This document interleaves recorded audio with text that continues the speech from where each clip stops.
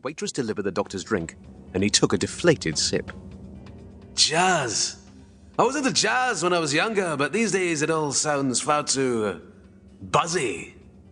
The Blitzats have been around for 200 years, said Tommy. The band's always changing. They've had 63 members, but the music remains outstanding. The doctor noticed that the band's strange, euphoric melancholy had the entire audience enthralled. He also noticed that more beads of sweat were forming on Tommy's brow. I see, said the doctor. So, why do they make you nervous? Because you're still leaking. As the band played on, Tommy looked the doctor straight in the eye. Because there's every chance we may not leave this gig alive.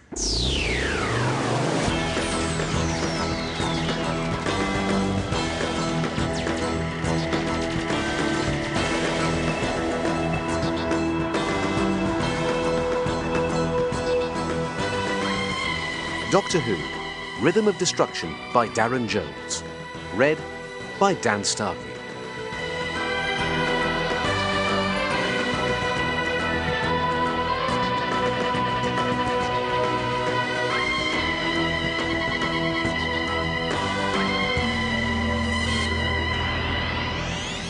What do you mean, we might not leave alive? Asked the doctor. Tommy fell silent, as if he'd already said too much to a stranger. The doctor took another sip of his mocktail. Is that why you're being covert? You're slouching, avoiding the band's eyeline. The Blitzats Jazz Quartet finished their blues number, and the audience answered with a roar of applause. Tommy nodded towards the stage. Listen up, he said. The crocodilian band leader stood up from the piano and waved the crowd to silence. Thank you, he said. I have been Gilius Vega Razor. He took more applause and then pointed to the ape drum player. On drums, Pleep the Creep.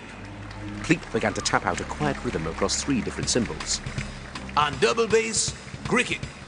The stick insect twirled the bass, just to prove how thin he was, then played over Pleep by strumming a different tune. Kilius moved on to the band's trumpet player. And finally, our longest serving member and unbeatable trumpeter. It's the one and only Tiny G. The elephantine alien blew a deafening note and then jammed along with his bandmates as the sounds they made harmonized into music. The audience began clapping in rhythm, and Kilius lumbered back to his piano. And we are the Blitzats Jazz Quartet. As the audience roared louder, Tommy Loco seemed to relax a little, but the doctor wasn't sure if that was from relief or disappointment. Maybe I was wrong, Tommy said. But on stage, instead of sitting down to play, Kilius scanned the audience. Tommy slouched further into his seat to avoid detection, but Kilius found who he was looking for. He pointed out a well-dressed man sitting in a private alcove carved high into the cavern wall. We would like to dedicate our encore to Theobald Crane, Vice President of Caroline, the greatest nation on planet Flori 5. The crowd's applause rose again as the Carolandic Vice President stood to acknowledge the honor. Kilius stretched his long fingers, then sat and began to play. Tommy jumped out of his seat. Aren't you staying for the end? Asked the doctor. I never stay for the encore, said Tommy. I suggest you don't either. Wait a minute.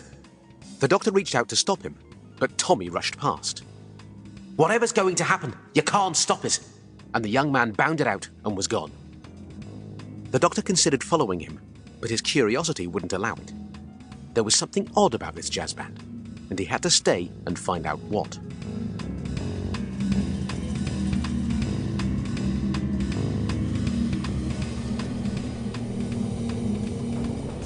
Tommy rushed out of the hollow and headed across the vast parking lot of spacecraft. Some were luxurious, some were huge, and others, like his own hired rover, were not so impressive, but probably belonged to the true jazz fans. In Tommy's case, it was all he could afford to get from planet to planet and continue his investigation. He was getting close now. He only needed a little more evidence, and he hoped the next Blitzats gig would provide the very thing, a living witness.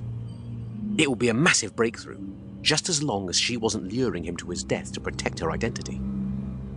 Tommy climbed into the rover and glanced back at the hollow. That doctor guy had been strange, a bit intense.